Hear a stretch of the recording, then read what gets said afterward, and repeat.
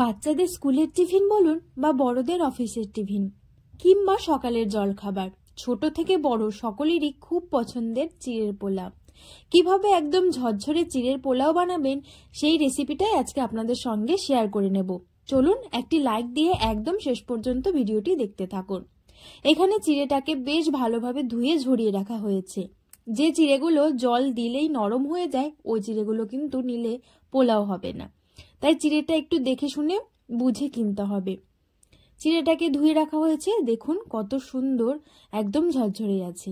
এইদিকে নেওয়া হয়েছে কাজু, কিশমিশ, মিষ্টি কুমড়ো কেটে রাখা হয়েছিল, আলু, পেঁয়াজ, কাঁচা লঙ্কা, এইদিকে কয়েক টুকরো আপেল।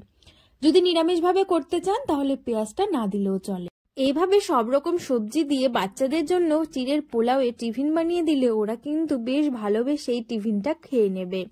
এইদিকে কড়াইটা গরম হলে তেল দিয়ে দেওয়া হলো, তারপর ফোড়নে দিয়ে একটুখানি হলুদ দিয়ে কেটে রাখা আলুগুলো ছিল সেই আলুগুলোকে দিয়ে সামান্য একটুখানি লবণ দিয়ে ভালোভাবে নাড়াচাড়া করে ভেজে নেওয়া হচ্ছিল। এরপর দিয়ে দেওয়া হলো মিষ্টি কুমড়োটা। এইরকম সবজি দিয়ে করলে কিন্তু খেতেও দারুণ লাগে। এরপর কুচি করে রাখা পেঁয়াজ, লঙ্কা আর যে কাজু বাদামগুলো ছিল সেইগুলোকে দিয়ে ভালোভাবে নাড়াচাড়া করে মিশিয়ে নিয়ে একটু ভেজে নিতে হবে।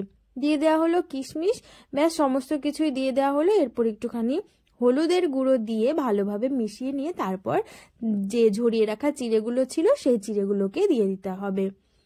আমার চ্যানেলের ভিডিওগুলো যদি আপনাদের ভালো লেগে থাকে তাহলে প্লিজ আমার চ্যানেলটিকে সাবস্ক্রাইব করে আমার পাশে থাকবেন। আর ভিডিওগুলি ভালো লাগলে বন্ধুদের সঙ্গে শেয়ার করবেন, আমার এখানে একটি লাইক করবেন আর অবশ্যই একটি কমেন্ট করবেন।